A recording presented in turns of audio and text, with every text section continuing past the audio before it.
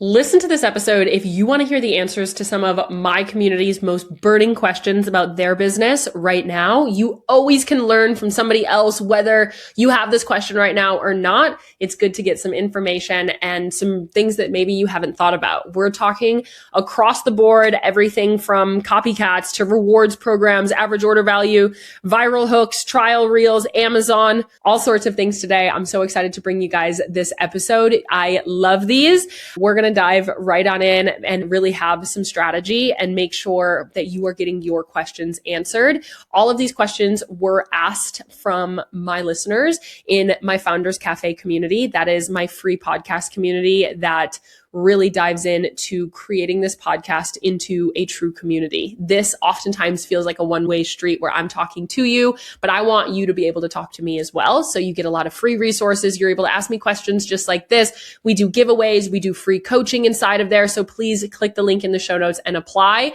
For a very long time, the link was broken. We did not know it. And so we've changed platforms and we have fixed the link in the show notes. So please click that link, join the Founders Cafe. If you feel like business is a lonely place, this is a great place for you to connect with other business owners, connect deeper with me. If you love this podcast, we also dive much deeper into the podcast on the Founders Cafe as well. You know, we have guided questions every time. We do summaries on some of the meatier episodes and things like that. So please feel free to join. I would love to have you inside of the new Founders Cafe. We're going to basically go down this list. I have a list of questions here that I'm going to talk about. And before we do that, I just want to say hello. My name is Madison Page. I'm a business growth specialist. I work with product-based business owners to teach them a community-led marketing strategy so they build endless demand so they can become the next household name in their industry. We talk everything today from, branding, sales, marketing, community building, whatever it might be, profit, all of these different things, paying yourself, all of those things. And we're going to dive into it and make sure that you have the answers to all of these questions.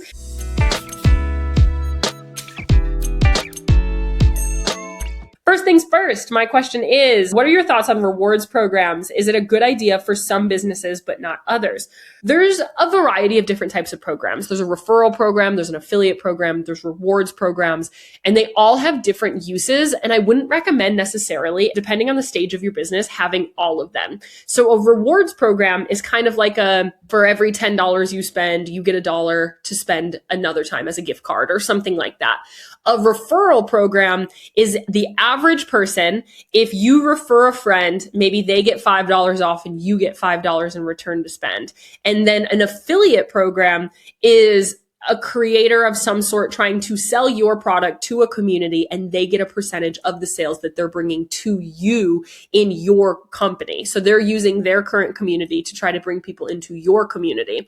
Those are kind of the three major programs that people are running, whether it be a rewards program, a referral, or an affiliate. I would say it's a good idea for some businesses and not others to have a rewards program. For some, a referral makes more sense. If you have a product that is like skincare or like supplements that people use over and over and over again, and it's a product that they basically need to use over and over, it makes sense to have a rewards program, because that means that we're trying to build brand loyalty to you, where they're saying it's something called the sunk cost theory, that they have already bought from you twice and they're building up these rewards that they might as well keep buying from you to keep building the rewards. And so I would say a rewards program more so makes sense when you have a product that people can have multiple of and that they will buy multiple of. Even like earrings, if you have earrings that aren't super expensive, but they're kind of like, expression led, things like that people might want. Like if you have a collection based company, I would also say a rewards program would make sense for you. It's something that people could almost have a collection of or would want to use your products over and over again. But if you're a product that like people are only buying a couple of, or like, they really don't need multiple, like pet leashes or pet collars, a rewards program might not really make sense, because they really only need one or two that you might not be able to get them to really care to come back. This is something called customer lifetime value. So if you naturally have a smaller customer lifetime value, a rewards program doesn't quite really make sense. But if you have a large customer lifetime value, it does make sense to have a rewards program. Is it a good idea for some or not? Yes, it definitely is. When we talk about referrals and affiliates, again, it kind of adds some levels of complication here. I would say a referral program is really good for a product that takes a lot of trust. I would would say a referral and affiliate program are a little bit more universal that brands can have, as opposed to a rewards program. Doesn't quite make sense for everybody, but I would say those are my nuances there. Supplements, skincare, jewelry, collections, something that people want a lot of. A rewards program is going to be really great. Different ways that I can increase my average order value right now. Average order value is something that is really going to increase your profit overall, because if your profit margins right now are 50%, but yet they buy 3 products versus 1, all of a sudden you've just, nearly tripled your profit on each product. This also comes into account with your customer acquisition cost, which basically means if we look at all of the money you're spending on your marketing, from your influencers, from your ads, all of this, what does it cost you to get 1 new customer? It's one of the major numbers that we're looking at here. What does it cost you to get 1 new customer is really important. But if your average order value is really high because your average new customer is buying 3 products, that customer acquisition cost actually starts to make sense. You can spend more money on marketing. And again, going back to customer lifetime value, these 3 things really go hand in hand: average order value, customer lifetime value, and customer acquisition cost. So why we want to increase your average order value is because it increases your profit, and it means that your customer acquisition cost makes a little bit more sense. So ways to increase it are going to be, how can we bundle things together? How can we improve, your website setup has a really big impact on your average order value. Where can we have upsells prompted on your website? Hey, you bought this one product. You came here for this one product. You know that I preach having a hero product or a hero collection. So what people see is, okay, now we almost only push to these products. People don't always go and buy other things. So we have to set up our website in a way that says, okay, you love this product. You might also want this other thing. Bundles is a really good way to increase your average order value. Having bundles that are identity led for people with sensitive skin, or, for this type of person, for that type of person, have bundles, have upsells and cross sells on your website is another big one. And also just making sure that the navigation on your website, if you have a hero product, it means that we can sell people into other things. And oftentimes we can increase your average order value much easier on a second purchase, because you can change what your emails are looking like. Like your post-purchase flow can say something around these other products that you're talking about, other things on your website. So if you're finding that your average order value is 1 product, what I would recommend is doing, how can we upsell? How can we cross-sell? How can we bundle? And how can we have more in our emails of, if you like this, you'll also like these other things, and doing some product education there as well. This person says, I'm making $500,000 in my business, but I am barely taking home any money yet, and it feels wrong with how much that I'm working. I wholeheartedly understand where you're coming from here. You have a business that is in the top 1% of businesses in the country, but yet, you might be paying yourself $50K, $40K, $80K, whatever, depending on, what your profit margins are. It just feels like you're working full time, but you have a very successful business, yet you're not able to pay yourself. And this is something in the product world that is really tough, is because it does take a lot of revenue in order for you as the founder to actually have a really good salary. I have clients that are making over $1 million a year that live off of 50 to 80K. And so they're like, hey, I have this asset that is like worth millions at this point, but yet whatever, I'm making a good salary, but it's not great. Like I feel like I should be making more. So a couple of things that I would look at here, if you were my client and you said, hey, I'm making 50K, and you said, I'm barely taking home any money. So I don't know what that is, whether it's 20, 30, 40, 50. I don't know what barely making any money for you is. It's different for everybody, right?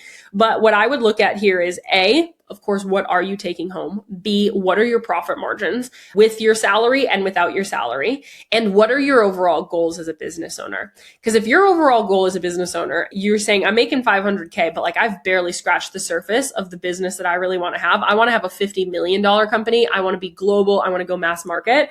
I would say, can you survive off of the money that you're taking home for the next 2 to 3 years? And if you say, yes, I'm living comfortably, I would say, then that's fine. There's no problem here.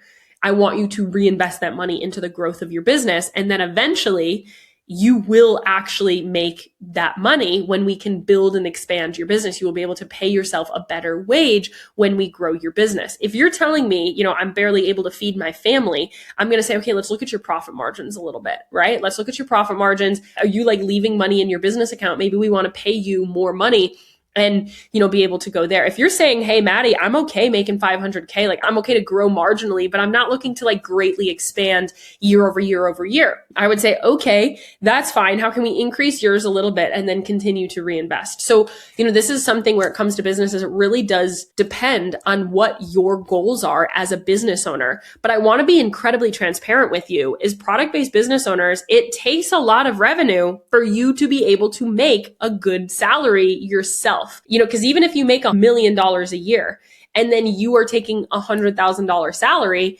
which is a great salary, but it's not crazy in the scope of running a business and being a CEO of a company, right? Like CEOs on average make multiple six figures.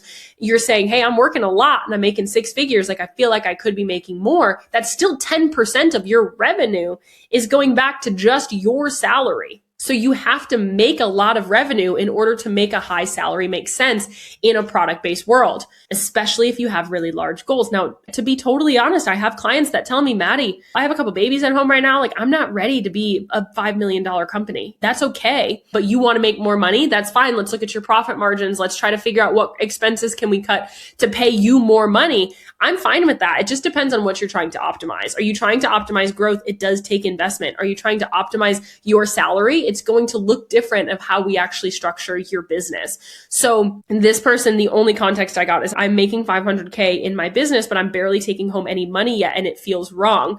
It might feel wrong for sure. But what I would recommend for you is let's look at your goals. Let's look at, are you able to survive comfortably? Like, are you okay? You have food, you have a house, you're able to like have fun, right? Those things do matter. As long as all of that is okay, I actually don't have any problem with you making, a small salary. That's very normal for products. The other thing about a product-based business is where product-based business owners get rich is actually often when they exit, unless you're going to be building this business for 30 to 40 years, and you're able to really have millions. But oftentimes when a product-based business owner gets rich is when they exit. Look at the Poppy founders. The founders of Poppy started their business in like 2019. They really started to build it in 2020 when they were on Shark Tank.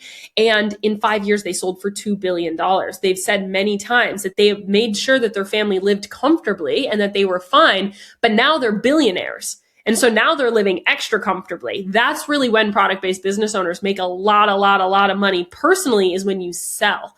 And so, I have businesses that come to me and they say, hey, Maddie, I want to sell in 5 years, versus people that say, no, I want to run this business for 50 years and give it to my kids. Those are two very different strategies. Now, if we look at like Patagonia, it's been a family-owned company for a long time. Yvon Chouinard started it. His family was very involved. He's had a lot of movement there. He moved his family over to a nonprofit. That's a story for another day. But basically, he didn't want to grow a business and then sell out and like sell his business out to somebody else. And then they changed the values. And so his business model had to look very different than Poppy, who sold to Pepsi in 5 years. Those business models look differently. This is one of those instances that where your goals are, there's no right or wrong in your goals, whether you want to build your business for your lifestyle and like you to just have good money at home, or if you were to build a business for a good exit versus a good, salary down the line. All of those things are going to look different from a strategy perspective. And so I would have a little bit more information here, but my answer to barely taking any home yet,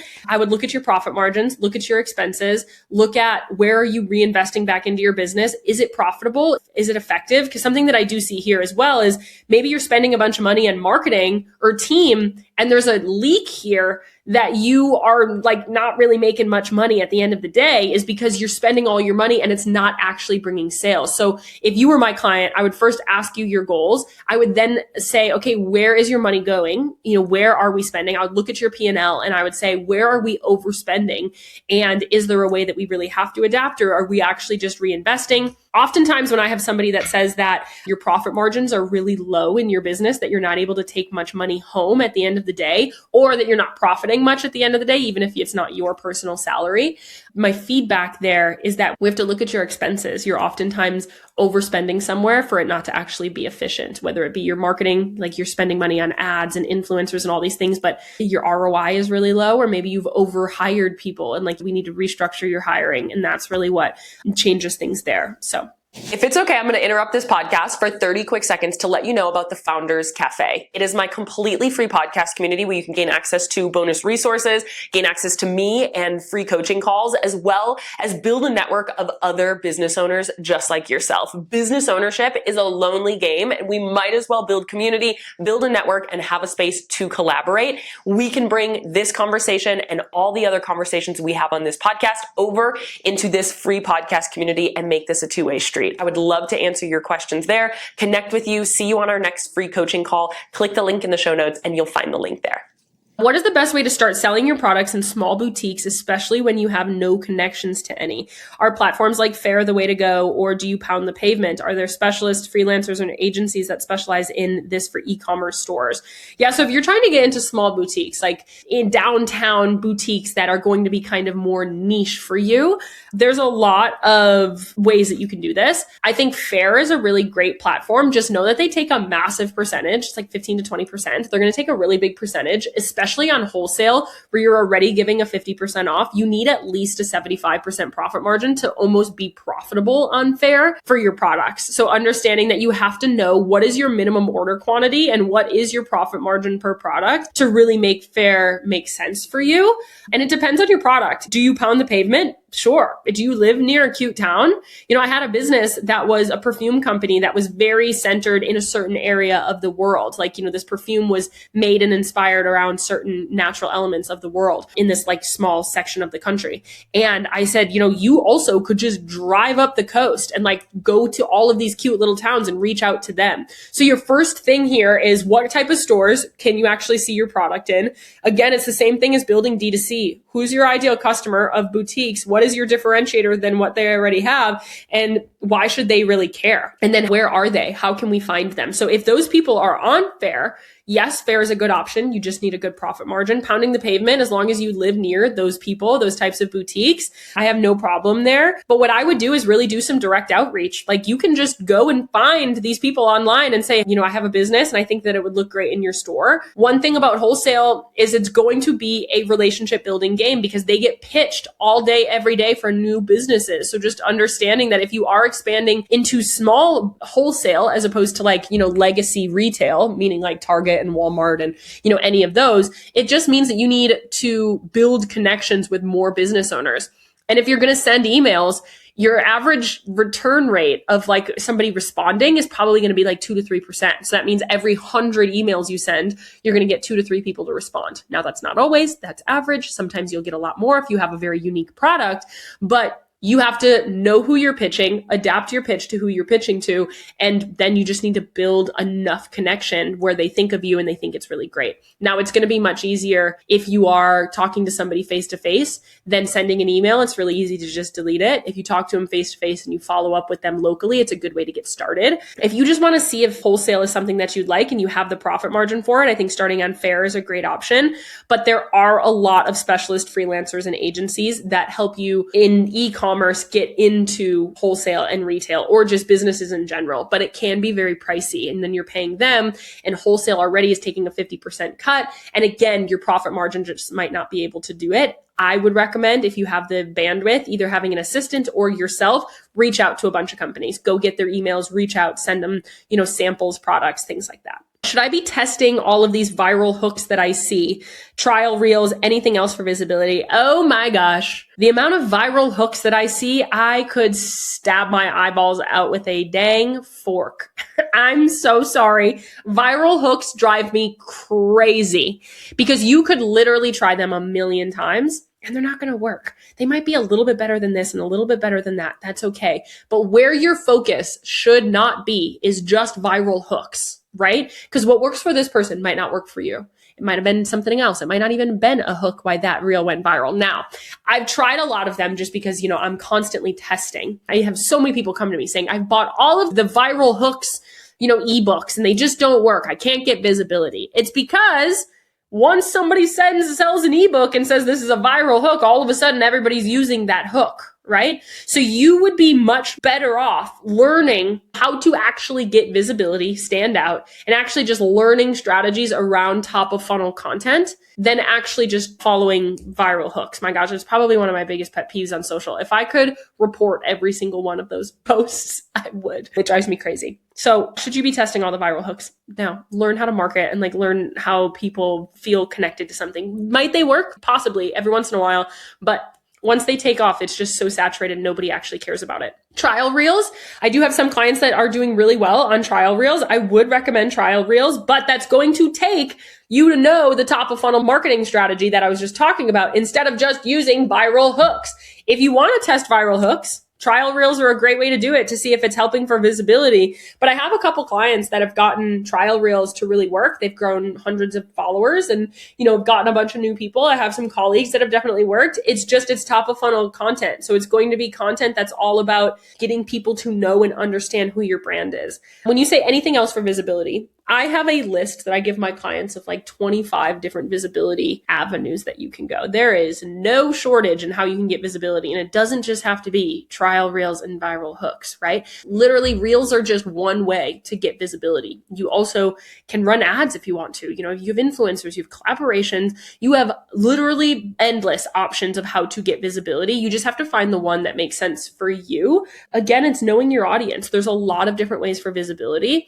It depends on the visibility that you want. I would just offer that, is visibility your problem? What's your conversion rate on your website? If your conversion rate on your website is not 2% or at least 1.5%, visibility is not your problem. So if your conversion rate on your website right now is 0.4, 0.2, 0.5, 1, that tells me that we don't need to be searching for visibility quite yet, because we actually have to optimize the eyes that you do have. Because if you pump 1 million views into something that's not actually converting, you're still not going to have conversions and it's still not going to be successful. So just making sure, an often mistake that I see is if you're focusing on visibility, a lot of times it's actually you need to work on getting your marketing more efficient and more effective first, right? How do you search commonly searched terms for a niche on Amazon? How do I know if Amazon is a good platform for me? I just did an episode on this a couple of weeks ago, and we had a specialist come on talking about Amazon. And so Amazon is definitely something that is a great platform. And if people are searching for your product and then it's not too saturated on Amazon, or if you at least have a differentiator, that's good enough, right? If you at least have a differentiator that allows for people to find you on Amazon and there's not a million other options there, then it's a good platform. How do you find commonly searched terms? Amazon has their own if you already have an account there. Otherwise, there are third-party other Amazon softwares. One's I believe it's Helium 10 is one. There's a bunch of different ones. I literally would just Google Amazon search term software, and there's going to be a bunch of them that pop up. Some of them are going to be kind of expensive. Some of them you might have a free trial that you can kind of play with and just see if it makes sense for you. But yeah, that's how you search. There's just softwares that are integrated. Otherwise, Amazon has their own inside as well. You also can use Google Trends to at least see if it's something that there's a lot of Google searched keyword, if there's just a lot of search for. But again, that's not going to say if these people are buying it on Amazon.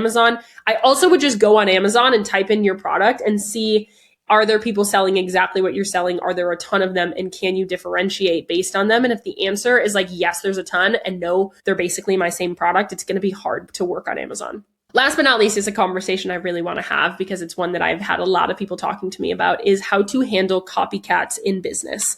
How do I handle people stealing my idea, making a similar product, and continuing to innovate because they see that it's working for me? This is something that is so unfortunate. And I don't want to be another person that tells you that it's the greatest form of flattery, because I understand that your business is your baby. It is something that you have created, is a form of art. It is something that you feel like you have birthed and that came from your mind. And it feels very invasive when somebody says, nope, I'm going to do the same thing. Right? It does. I've had it happen for me. I've had it happen for many of my clients. I have many people that have either gotten duped from somewhere in China and all of a sudden they're on their website, or another company tries to rush and become the first that's the major market share, whatever that might be. Copycats are never going away. Unfortunately, it's just the world that we live in. First things first is it's really hard to have like an actual unique thought right now because we have so much input going on. So sometimes you might actually just be like inspiring them in a short moment. They don't even know that they're copying you, not to discount them and not to like go on the copycat side, but they might actually not know. Like I've talked to people before. I've literally realized that somebody I was talking to actually copied somebody else. And I've talked to that person saying, hey, did you know that this person existed before you?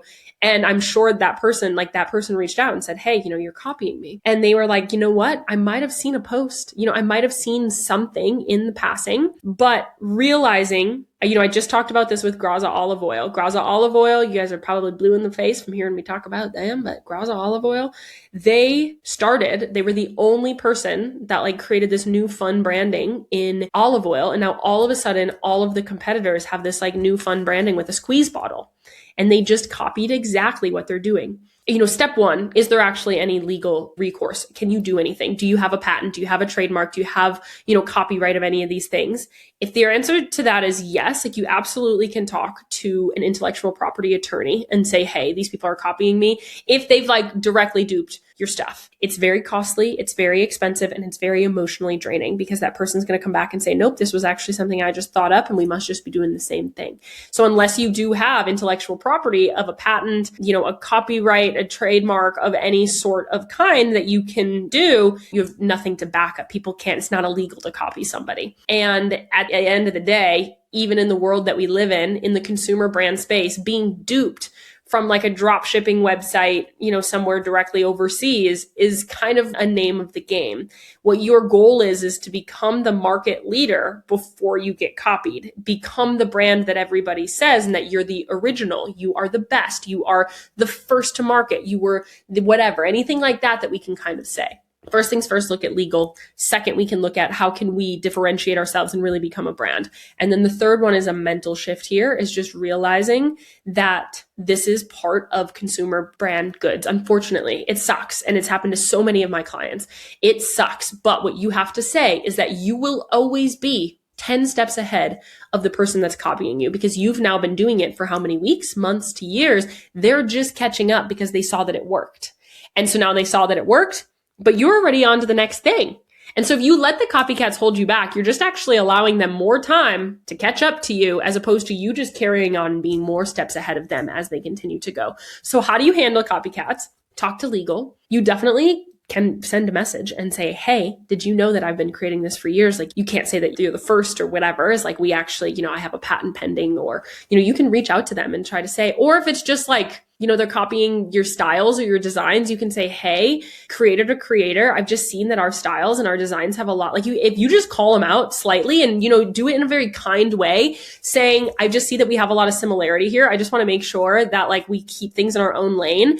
You can reach out. Sometimes just enough of like a, hey, I see what you're doing is enough to kind of make them stop. And then how can we adapt your messaging, your marketing to keep moving forward as opposed to staying stuck where you are? Because these people are going to catch up. We want to keep you moving forward. So as you're going, you're still ahead. You're still 5 steps ahead of them, 10 steps ahead of them as they're going. Again, I don't think copycats are a good, fun thing to deal with. It isn't fun, but it does build demand and interest for your product. It does mean that other people are still marketing basically the product and the solution that you have. So there's more awareness for the product that you have in general. So sometimes it can actually build the product space. Like it can build the movement. It can build the attention that your product is actually having. So there's more people searching for it. There's more people looking for it. And you just have to be the one that everybody knows is the premium or the best or the first, right? That's your goal. So your goal with copycats is just continuing to move forward. Yes, you can confront them if you want, but it really is, how can you consistently differentiate? How can you consistently be known as the luxury, the premium, or the best option? And how can you continue to move without having them part of the equation? All right, guys, that is it for today's episode. This was a rapid fire Q&A. We talked copycats, rewards program, average order value, viral hooks. I'm so sorry to those that love those viral hooks.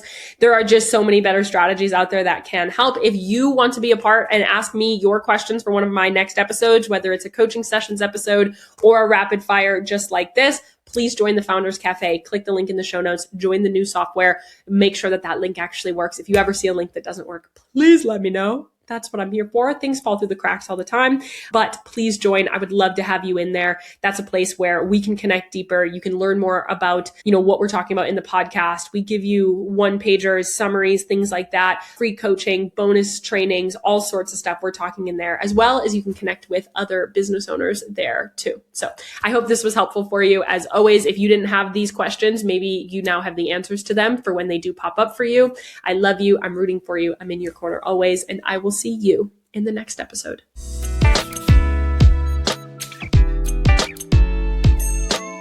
Thank you so much for listening to this episode of the Business Growth Podcast. We put out new episodes every Tuesday and Friday. So if you love this one, make sure that you're subscribed so you never miss a conversation. If you want more conversations with me and other business owners, make sure that you join our completely free podcast community, the Founders Cafe. The link is in the show notes. You can get bonus resources, access to free coaching calls, as well as connect with like-minded business owners like yourself.